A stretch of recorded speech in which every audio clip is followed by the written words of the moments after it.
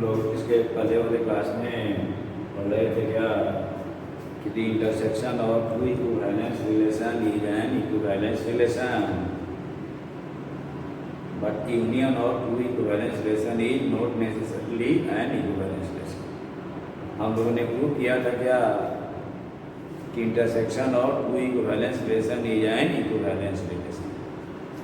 उसका डायरेक्ट हम लोग यूज करेंगे लेकिन प्रूव कर दिए थे स्कूल के लिए। अब यहाँ प्रूव करना है क्या the union of two equivalence relation is not necessarily an equivalence relation. क्या जब भी आएगा स्कूल में कहेगा क्या write an example to prove this.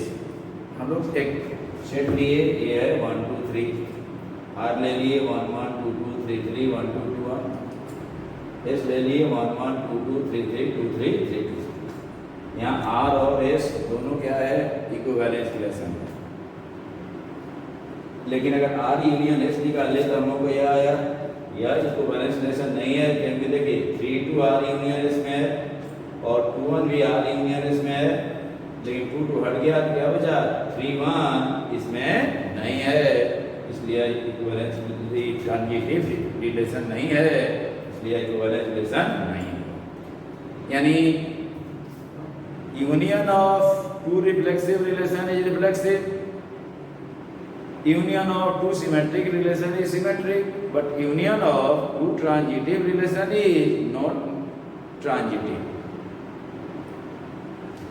not necessarily transitive, इसलिए नहीं है। फिर हम लोग लिखे थे थ्योरेटिकल कंसेप्ट में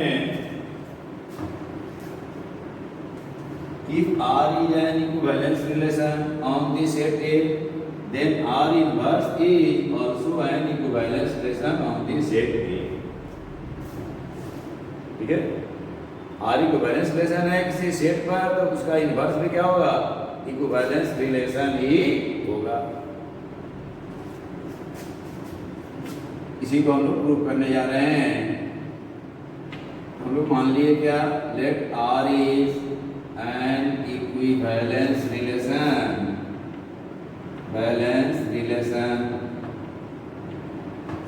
on a non-empty set A। अब हमको क्या करना है तो प्रूव करना है क्या R inverse is also an equivalence relation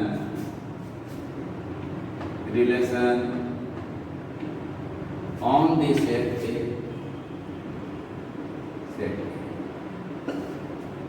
school वाले लोगों के लिए हम प्रूव कर रहे हैं। देखिए हमको दिखाना है कि आर इनवर्स रिफ्लेक्सिव होगा, सिमेट्रिक होगा और ट्रांजिटिव होगा।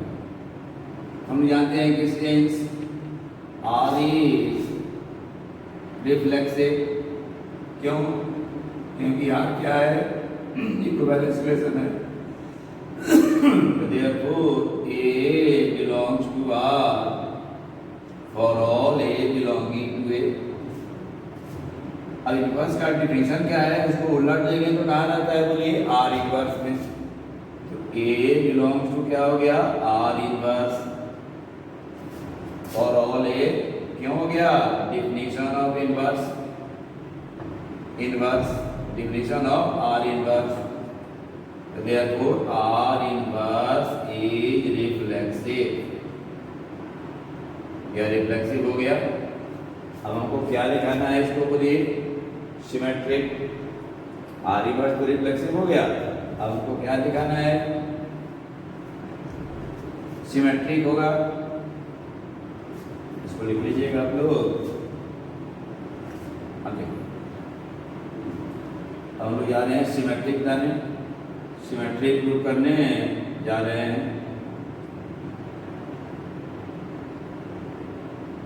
मान लिए क्या हम लोग ए बी कहाँ है आर इनवर्स में है कि उसको उलट देंगे तो कहाँ होगा बोलिए आर में होगा। डिफिनेशन है। अब देखिए दिस इम्प्लाइज ये भी आर बी ए आर में है तो ये भी आर में होगा। अब इसको उलट दिया नहीं, यहाँ क्या किए सिंस आर इज सिमेट्रिक का यूज किए, नहीं तो घूम घूम के ही आएगा, इसमें आएगा इसमें। अब देखिए अब इसको उलट रहे हैं तो बी ए कहाँ हो जाएगा बोलिए, आर इनवर्स में, क्योंकि अगर ए बी आर है तो उसको उलट देंगे तो कहाँ होगा, आर इनवर्स में होगा। या definition of R inverse, therefore R inverse is symmetric, symmetrically हो गया। अब क्या चाहिए हम लोग को, ट्रांजिटिविटी, ट्रांजिटिविटी जांच कर रहे हैं। मान लिए क्या हम लोग ए बी है आर इनवर्स में एंड बी सी भी कहाँ है, आर इनवर्स में है। अब उलट देंगे तो कहाँ होगा, आर में होगा, बी ए कहाँ हो गया, आर में हो गया, एंड सी बी भी कहाँ हो गया बोलिए, आर में हो गया। क्यों हो गया, डिफिनीशन ऑफ आर इनवर्स। अब देखिए अब हम लोग क्या करें, फिर उलट दिए, ए बी हो गया कहाँ बोलिए, आर में, एंड बी सी भी हो गया आर में। कहिए तो फिर आप उलटिए दे, यहाँ यूज किए since R is symmetric, R symmetric है तो अगर बी आर में होगा तो ए भी कहाँ होगा, आर में होगा। अब देखिए ए भी आर में है, बी सी भी आर में है, तो ए सी भी कहाँ होगा बोलिए, आर में होगा। क्यों होगा, सिंस आर इज ट्रांजिटिव।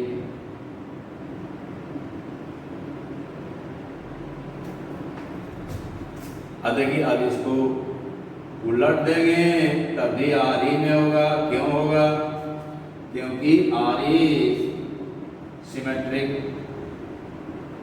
हमको दिखाना है क्या कि बी ए होगा आर इनवर्स में, बी आर में है,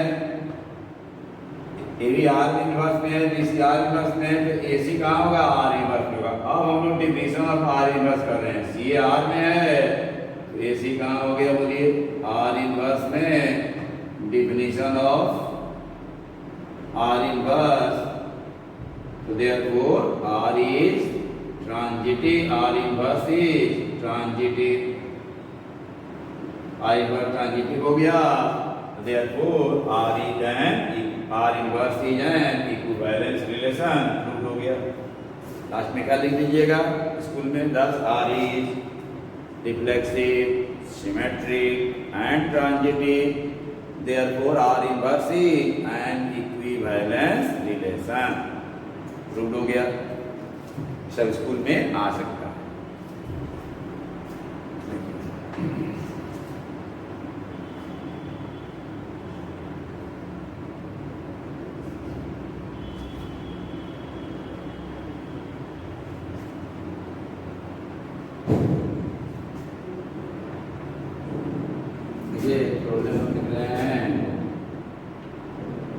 मान लीजिए क्या, let capital x is a non empty set, non empty set,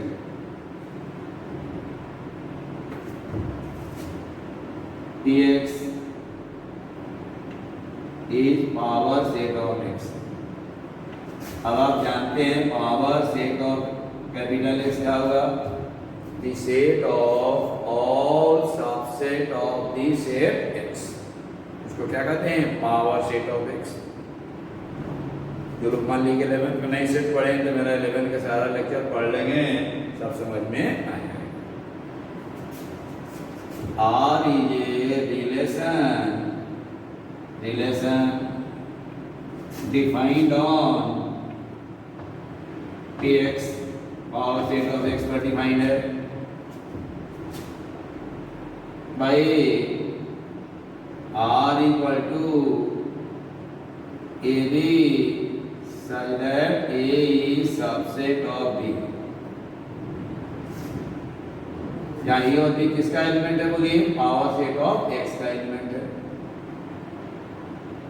Is R an equivalence relation? School में आ गया 2 मार्क्स का, या अगर ज़्यादा 4 मार्क्स का आएगा तो कहेगा क्या, find weather R E reflexive symmetric and transitive. अब देखिए हम लोग जानते हैं कि every set is subset of itself, यह तो रिलेशन रिफ्लेक्सिव है, ये सबसेट ऑफ है, और ये सबसेट ऑफ बी है, बी सबसेट ऑफ सी है, तो ये सबसेट ऑफ सी भी होगा। ये रिलेशन रिफ्लेक्सिव भी है और ट्रांजिटिव भी है, लेकिन सिमेट्रिक नहीं। आंसर क्या है बोलिए, आंसर लिखिएगा नो।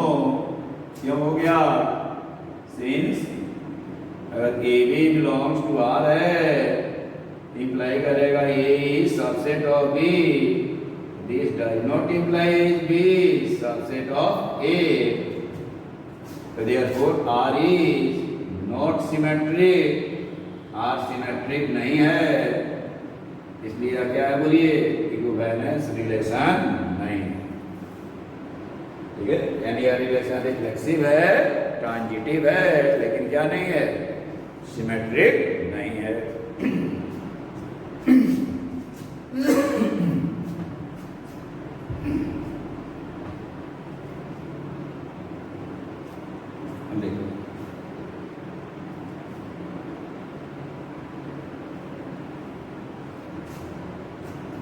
दो क्वेश्चन बता रहे हैं कंपटीशन के लिए, ऑब्जेक्टिव है, एक प्रॉब्लम है। मान लीजिए केवल कंपटीशन के लिए थोड़ा कुछ क्वेश्चन बता रहे हैं। W denotes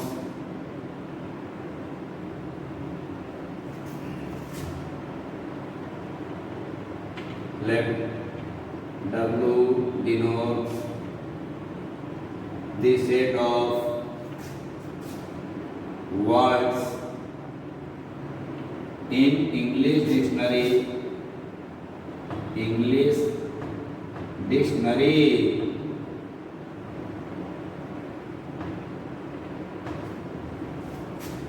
R is a relation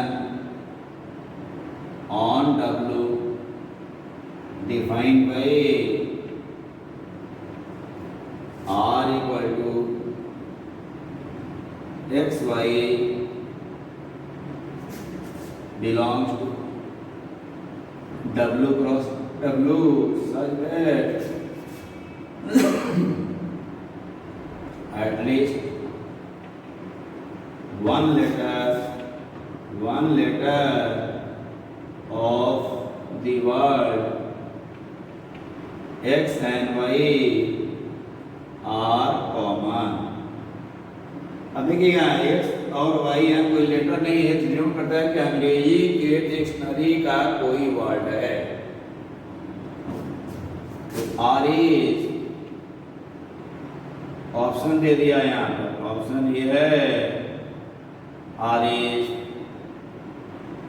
symmetric, R is not symmetric, not reflexive and not transitive. कौन इसमें से सही है आपको बताना है, सोचते रहिए। डी है reflexive but not transitive and symmetric। Reflexive तो है लेकिन ट्रांजिटिव और सिमेट्रिक नहीं है, इसलिए reflexive and symmetric but not transitive।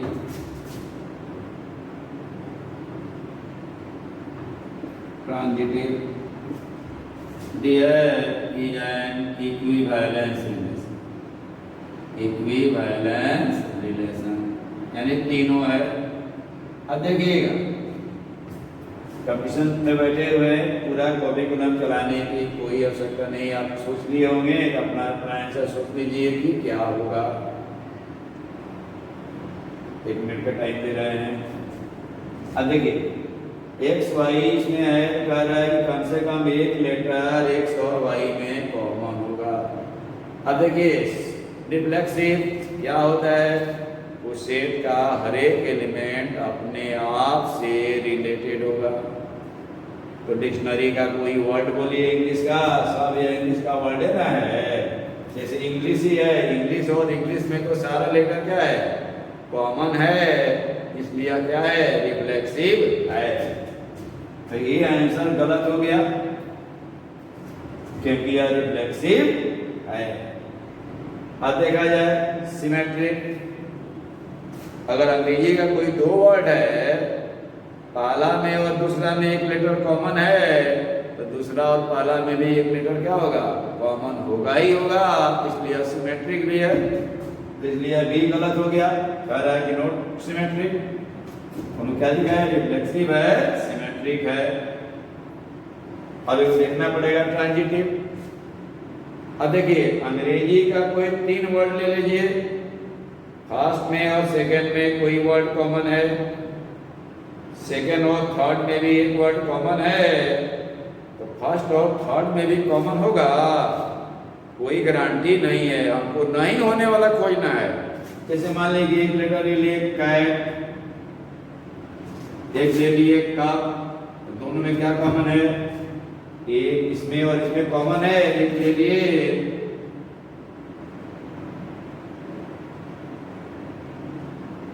Pond, इसमें और इसमें कॉमन है, कप और पॉन्ड में भी क्या है, कॉमन है, लेकिन कैट और पॉन्ड में कोई कॉमन है, कोई कॉमन नहीं है, इसलिए क्या है, ट्रांजिटिव नहीं है। आंसर हो गया सी, रिफ्लेक्सिव है, सिमेट्रिक है, लेकिन ट्रांजिटिव नहीं है। क्लियर?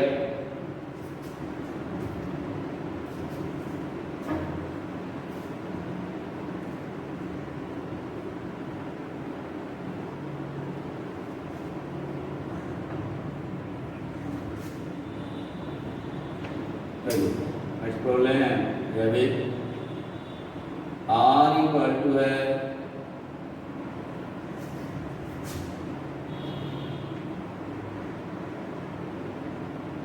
3 3 6 6 9 9 12 12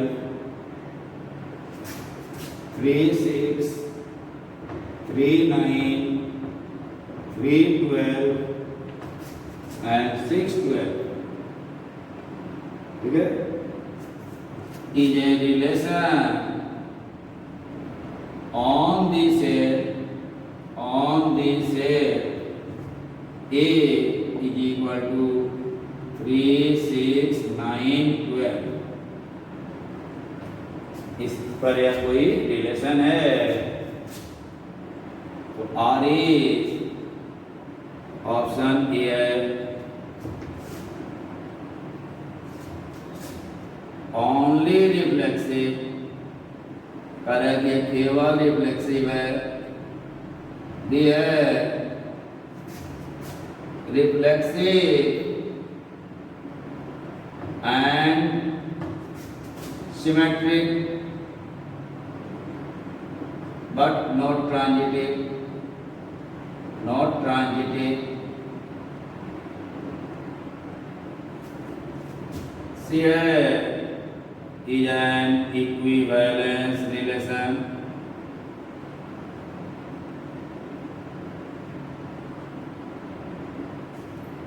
D है reflexive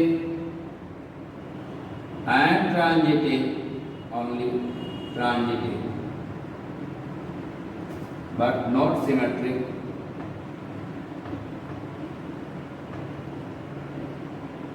अब देखिए सीधा सीधी है, 3 3 है, 6 6 है, 9 9 है, 12 12 है, रिफ्लेक्सिव तो है। अब देखिए रिफ्लेक्सिव तो तीनों में दे रहा है, सिमेट्रिक 3 6 है, लेकिन 6 3 इसमें कहीं भी नहीं है, सिमेट्रिक नहीं है, तो यह भी गलत हो गया। सी गलत हो गया। अब आंसर क्या होगा? कि तो ए होगा, नहीं तो डी होगा। अब जांचना पड़ेगा। क्या जांचना है हम लोग को? ट्रांजिटिव। अब देखिए आपको बताए थे, फिर एक बार बता रहे हैं, ट्रांजिटिव में थोड़ा सा ध्यान देना है। क्या करते हैं? जो भी इक्वल है 3 3 6 6 9 9 12 12, तो इन लोगों पर हम कोई विचार नहीं करेंगे। ये है चाहे नहीं है, इससे हमको मतलब नहीं है। जो इक्वल नहीं है उसको लेके देखेंगे। क्या आया बोलिए? 3 6। अब देखिए यहाँ पर 6 से स्टार्ट होने वाला शुरू से अंत तक कोई है? इधर नहीं देखेंगे, 6 6 पर विचार नहीं करेंगे। जो दोनों बराबर है, हालांकि लिख दीजिएगा अभी तो कोई गलती नहीं है, विचार कर भी लीजिएगा। तो 1 सेकंड टाइम पर बात करने से क्या फायदा? 6 से स्टार्ट होने वाला है, 6 12 है ना, 6 12 है और कोई नहीं है, तो 6 6 हट गया तो क्या बचा? 3 12। 3 12 इसमें है कि नहीं है? ट्रांजिटिव अभी तक है। अब देखिए क्या बचा यहाँ? 3 9। 9 से स्टार्ट होने वाला शुरू से अंत तक, 9 9 पर विचार नहीं करना है। विचार कर लीजिएगा तो कोई गलती नहीं है, 9 9 लिख दीजिएगा। तो 9 9 हट गया तो 3 9 ना बचा, तो बचबे करेगा। 9 से कोई है नहीं है, नो प्रॉब्लम। 3 12। 12 से स्टार्ट होने वाला नहीं है, नो प्रॉब्लम। अब क्या बचा? 6 12। 12 से स्टार्ट होने वाला कोई नहीं है, तो ट्रांजिटिव है। तो क्या हो गया? कोई कंट्राडिक्ट नहीं किया, इसलिए ट्रांजिटिव है। तो आंसर हो गया डी। यह रिलेशन रिफ्लेक्सिव है और ट्रांजिटिव है, लेकिन सिमेट्रिक नहीं। तो बहुत लोग मान लेगा देख करके कि ओनली रिफ्लेक्सिव, तो क्या हो जाएगा? गलत। Clear?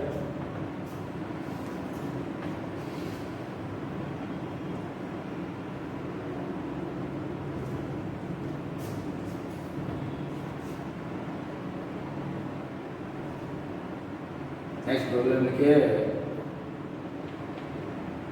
R is set of real number.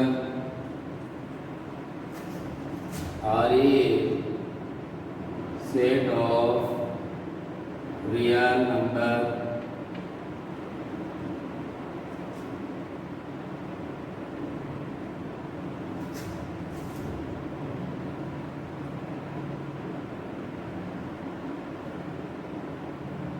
Consider two subset of R cross R divided by S है x y such that y equal to x plus 1। x का वैल्यू है 0 से 2। टी है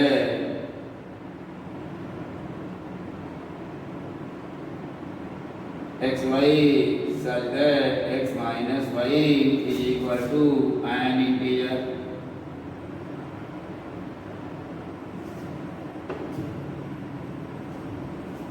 तो यहाँ which of the following is correct? Which of the following is correct? ये option है S is an equivalence relation,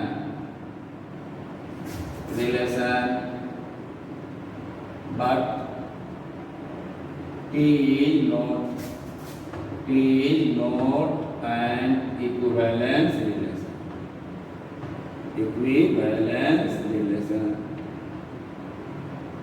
S है लेकिन T नहीं है। बी ऑप्शन है T is an equivalence relation but S is not।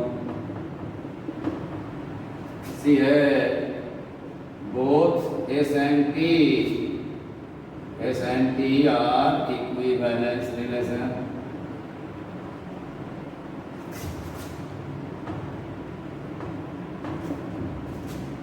D है neither S neither S not T is equivalence relation.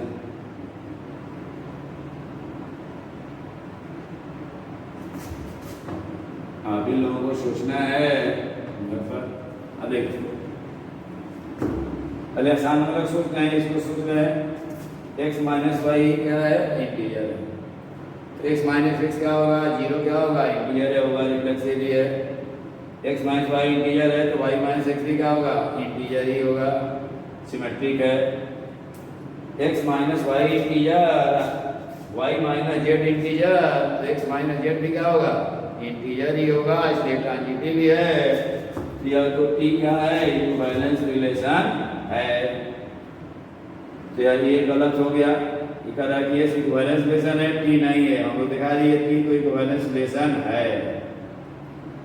ये कह रहा है टी इक्विवेलेंस रिलेशन है, S is not both S and T, neither S not T. अभी गलत हो गया, बी होगा चाहे सी होगा। अब इसको जांच करना है एस को, और लिखा देखे हम लोग रिफ्लेक्सिव में लिखे हैं। देखिए एक समान कहाँ से कहाँ है, 0 से 1 तक है। एक समान ले लिए 1, यहाँ 1 1 इस एस में है, नहीं है, क्यों, क्योंकि 1 is not equal to 1 plus 1।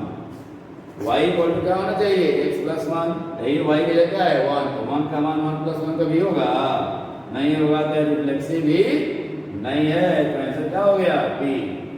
T equivalence relation है लेकिन एस इक्विवेलेंस रिलेशन नहीं है। क्लियर।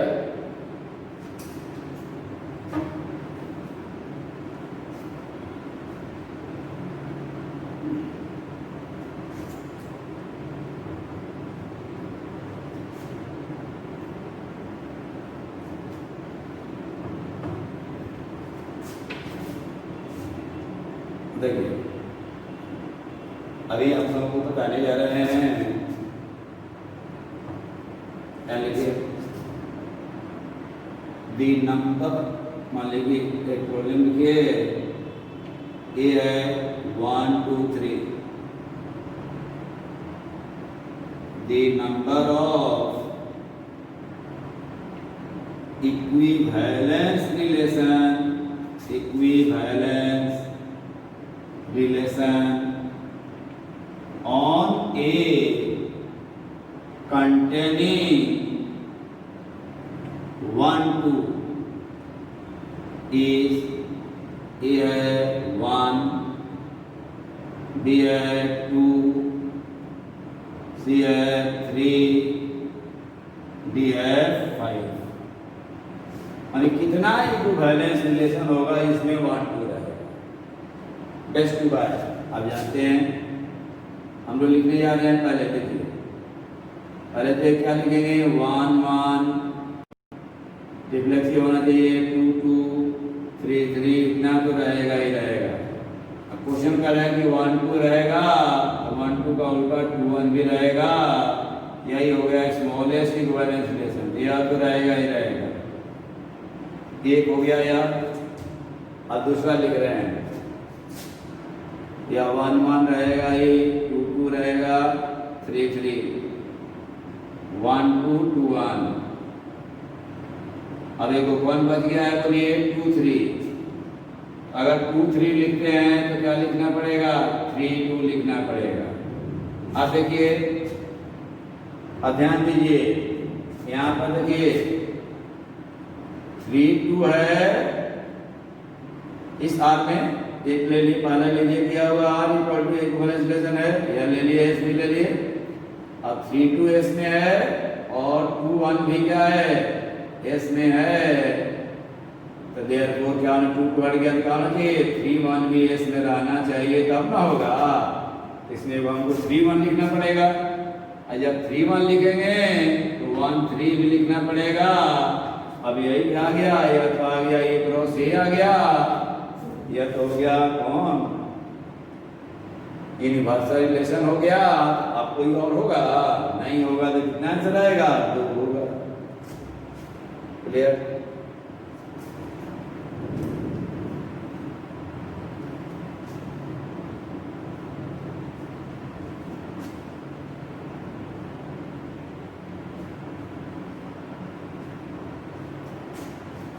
देख लीजिए, एक तो थ्योरेटिकल कॉन्सेप्ट है कॉन्ग्रुएंस, ग्रुएंस modulo M, modulo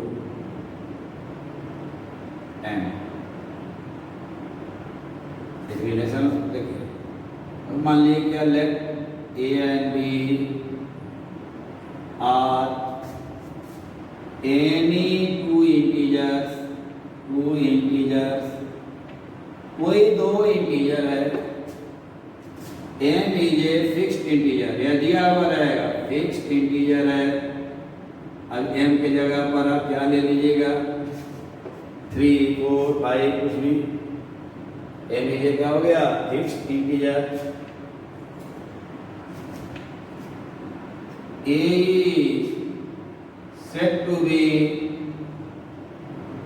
congruent to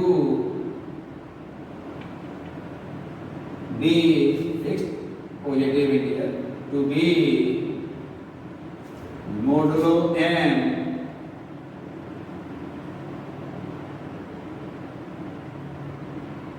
written as, इसको लिखते हैं क्या, देखिए A is ऐसे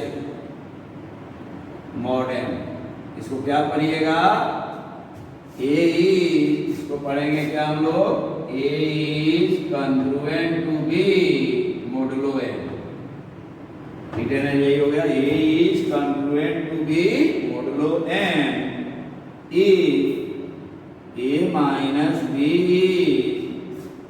divisible by M, divisible by M, तब कहेंगे क्या, A is congruent to B modulo M।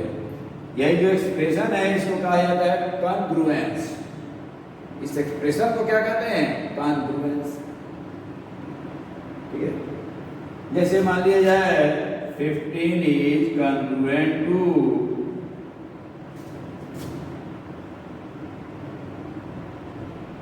3 modulo 4, सही है या राइट है, क्योंकि 15 माइनस 3 क्या होगा, बोलिए 12 is divisible by 4, divisible by 4 है, इसलिए क्या है यार, सही है।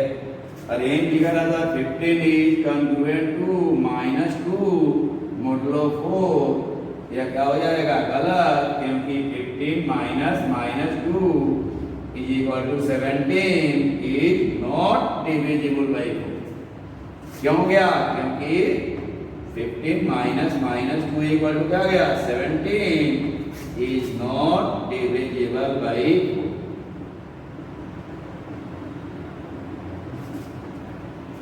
क्लियर, थ्योरी ऑफ नंबर का यह चीज है, लेकिन कभी कभी आ जाता है स्कूल में क्या, क्वेश्चन लिख देते हैं, आप लोग बना लीजिएगा, सब बनाया हुआ है। Prove that the relation of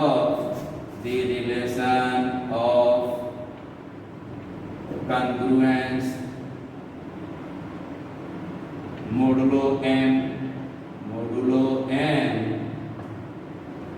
on the set of integers z is an equivalence relation। इसीलिए आप प्रूव कर लीजिएगा। आप क्या जानते हैं, a minus a is equal to कितना आएगा, 0 0 ई डिविजिबल बाई m। यहाँ मान के चलिएगा कि m कोई पॉजिटिव इंटीजर है, तो रिफ्लेक्सिव हो गया।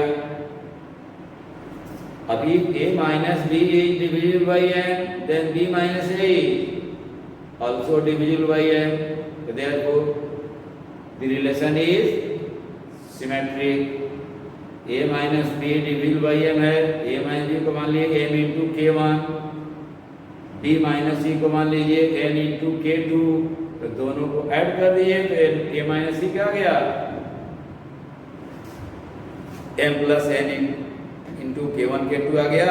तभी क्या हो गया, इंटीजर ही है इसलिए ट्रांजिटिव भी हो गया, रिफ्लेक्सिव सिमेट्रिक ट्रांजिटिव है इसलिए क्या हो गया, इक्विवेलेंस रिलेशन। अब देखो एक ही बता रहे हैं प्योर कंपटीशन के लिए स्कूल में तो आएगा तो सिंपल वाला आएगा तो बता रहे हैं। हम लोग पढ़े थे कि नंबर ऑफ रिफ्लेक्सिव रिलेशन कितना होता है। अगर ये में n एलिमेंट्स है तो नंबर ऑफ रिफ्लेक्सिव रिलेशन कितना 2 to the power n into n minus 1। Number of symmetric relation 2 to the power n into n plus 1 by 2। और number of relation which is reflexive as well as symmetric तो क्या होता था बोलिए 2 to the power n into n minus 1 by 2 पढ़े थे। अब आता है नंबर ऑफ इक्विवेलेंस। स्कूल में आएगा तो 1 एलिमेंट के लिए आएगा या 2 के लिए आएगा या 3 के लिए आएगा। उसको डायरेक्ट लिख देंगे 3 पर। हालांकि हम लोग फॉर्मूला 3 पर जाएंगे उससे भी निकल जाएंगे। कहता है कि right all equivalence relation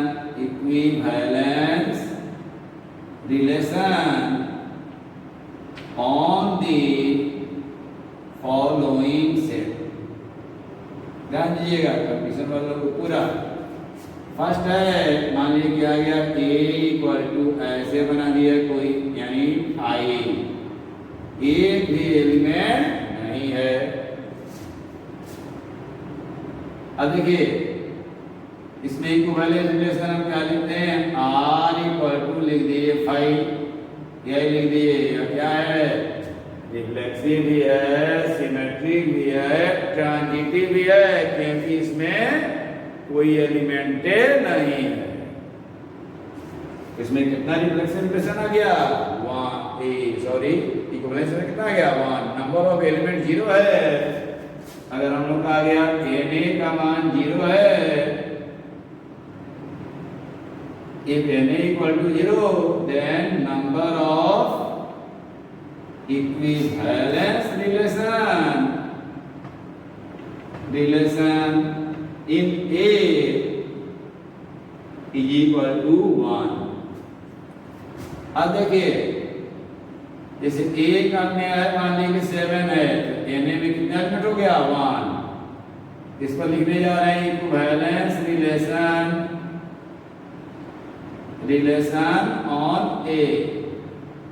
on A यहाँ पे लिख दीजिएगा इक्विवेलेंस रिलेशन ऑन A यही हो गया।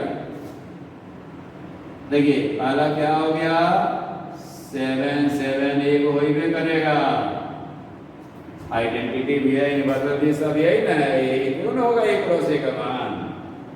यहाँ Na क्या था बोलिए 1 तो नंबर ऑफ इक्विवेलेंस रिलेशन क्या आ गया 1 ही आया। Equivalence relation on A is equal to क्या आ गया 1। 0 एलिमेंट आएगा तो 1 बना 1 एलिमेंट आएगा तभी क्या बना 1 ही बना। अब पढ़ना शुरू। थर्ड है A इक्वल टू आ गया मान लीजिए कि 3 4। यहाँ नंबर ऑफ एलिमेंट कितना आ गया है बोलिए 2। तो equivalence relation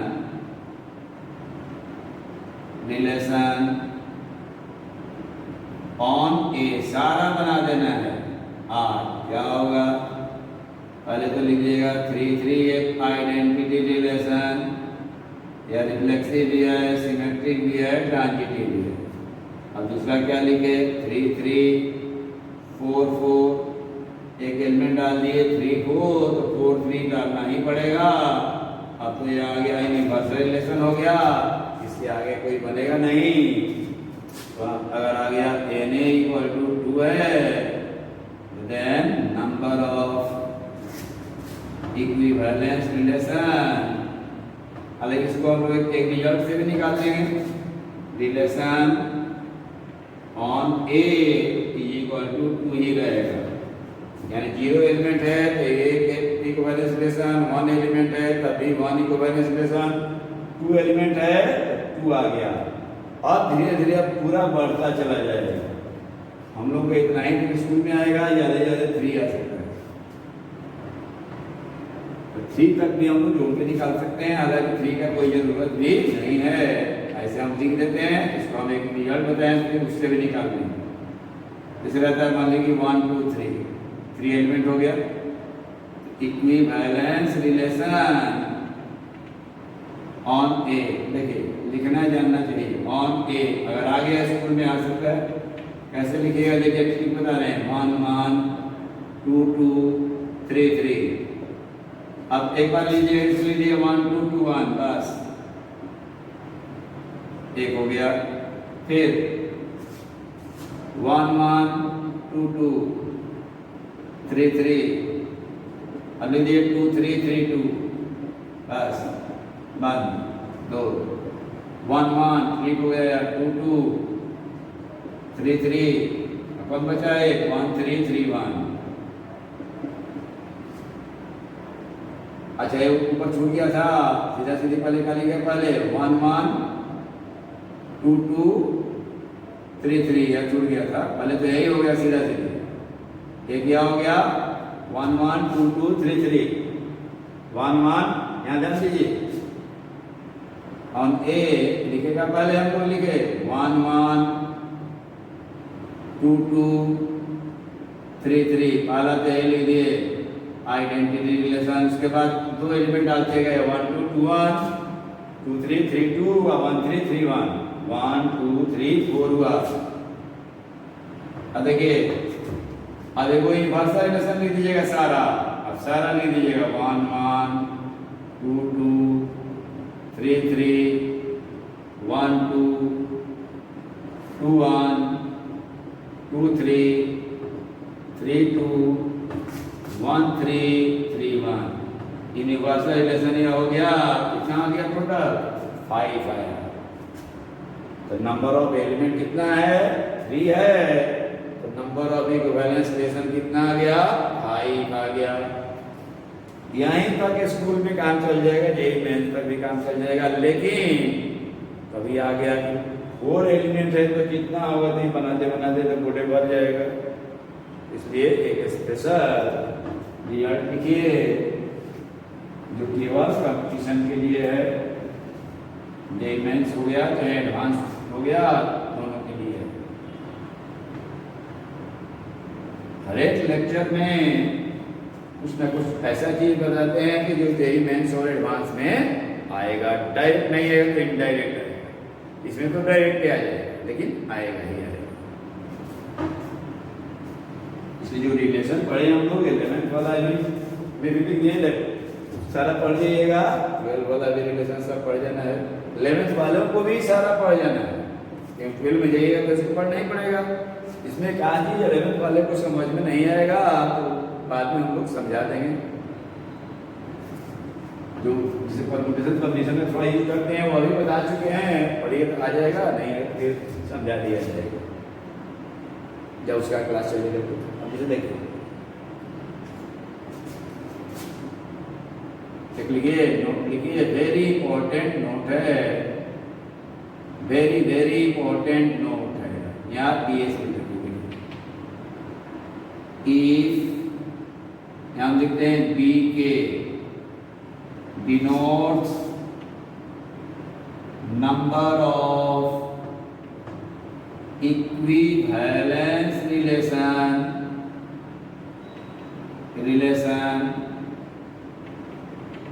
on a set which contains k elements,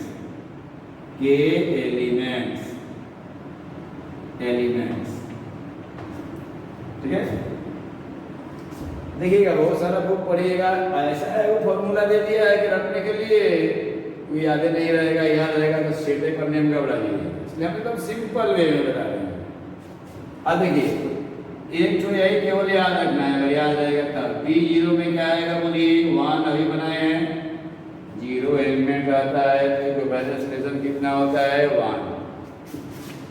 एक एलिमेंट रहता है तो कितना रहता है बोलिए 1, बस यही याद रखना है। 2 रहता है तो कितना होता है बोलिए 2। केवल B0 याद रखिए, नहीं याद रखिए तो निकाल सकते हैं, इसको भी निकाल सकते हैं, लेकिन क्या जरूरत है आएगा तो अपना फॉर्मूला निकालने के लिए डायरेक्ट आंसर नहीं मारिएगा।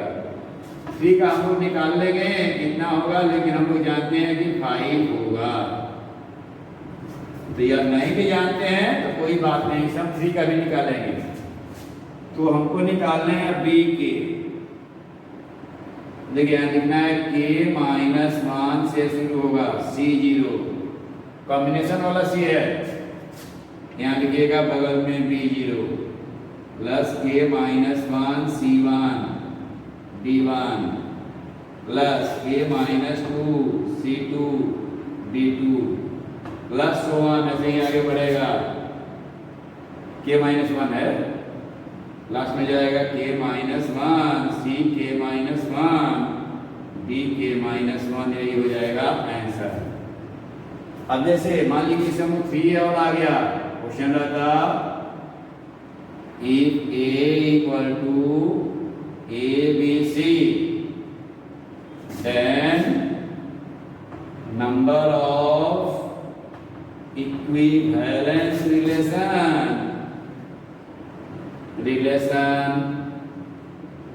on A is equal to delta 4। वो ऑप्शन हमको मालूम है कि 5 है, लेकिन आपको समझाने के लिए लिखे कितना एलिमेंट है 3।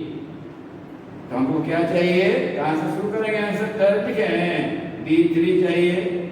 एक काम 2C0 into B0 plus 2C1 into B1 plus 2C2 into B2, stop कर गए। 2C0 का मान होता है 1, B0 का मान भी 1 है, 2C1 का मान 2 होगा, B1 का मान 1 होगा, इसका मान 1 इंटू B2 का मान क्या होगा बोलिए 1 plus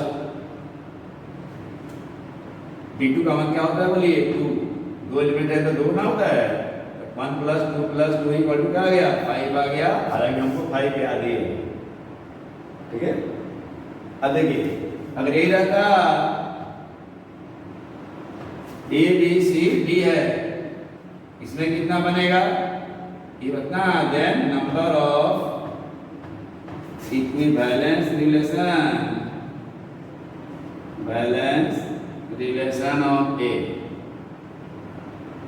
on A is balance. आपको इसमें पहले 3 का निकाल लेना है, अगर याद नहीं है तब, लेकिन हम लोग तैयारी है।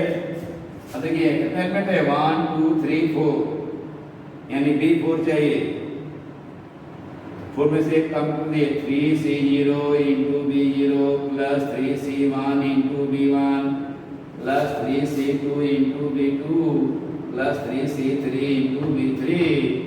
3C0 का मान होता है 1, इसका ही मान 1 आया, इसका मान होगा 3 इंटू 1।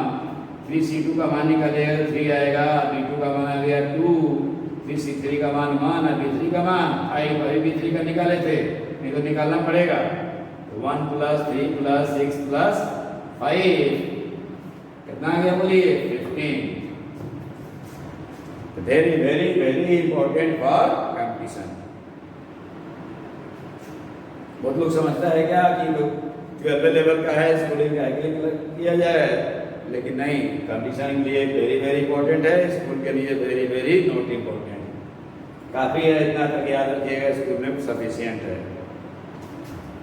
तो अब रिलेशन क्या हो गया, फाइनल हो गया। हम लोग 12th में क्या क्या पढ़ लिए,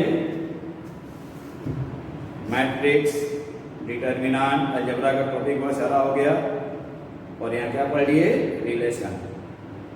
ठीक है, 2 यूनिट हम लोग लगभग पढ़ लिए हैं। अब कहीं से भी रिलेशन का एक होता है एंटी सिमेट्रिक, तो हम लोग को आएगा नहीं, पढ़ना नहीं है ना, 80 में है ना, उसमें भी है। वो होता है क्या anti symmetric, if AB belongs to R and BA belongs to R, then A equal to B, तब हो जाएगा एंटी सिमेट्रिक। उसका जरूरत हम लोग को नहीं, तो सिलेबस में किसी सिलेबस में नहीं है, इसको भी नहीं। या सारा चीज़ आप लोग क्या कीजिएगा, बना लीजिएगा, और मैट्रिक्स, डिटर्मिनेंट, रिलेशन सारा रिवाइज कर जाना है। सारा लेक्चर टिक करके बनाने बैठिएगा, कोई भी उठा लीजिएगा, उसका मैक्सिमम क्वेश्चन आपसे बच जाएगा। इसके बाद कुछ और भी मैट्रिक्स डिटरमिनेंट में कुछ डिटरमिनेंट का कंपटीशन वाला प्रॉब्लम सब हो गया था। मैट्रिक्स में कुछ प्रॉब्लम है, मेंस के लिए अलग से भी उसको बताएंगे। इसके बाद हम लोग फंक्शन शुरू करेंगे। उसको शुरू करने के पहले थोड़ा बहुत हमको जानना है, 12 के फंक्शन में बहुत कम पढ़ना है। इस बार सिलेबस हटा दिया है, लेकिन हम लोग पढ़ेंगे सारा, केवल 1 और ऑन-टू फंक्शन ही पढ़ना है। इसे algebra of function, inverse of function, composition of function, इस सबको क्या किया है, हटा दिया है। जितना सिलेबस में है वो हम लोग एक क्लास में पढ़ लेंगे, लेकिन उसके बाद फंक्शन पूरा डिटेल में भी हम लोग पढ़ेंगे।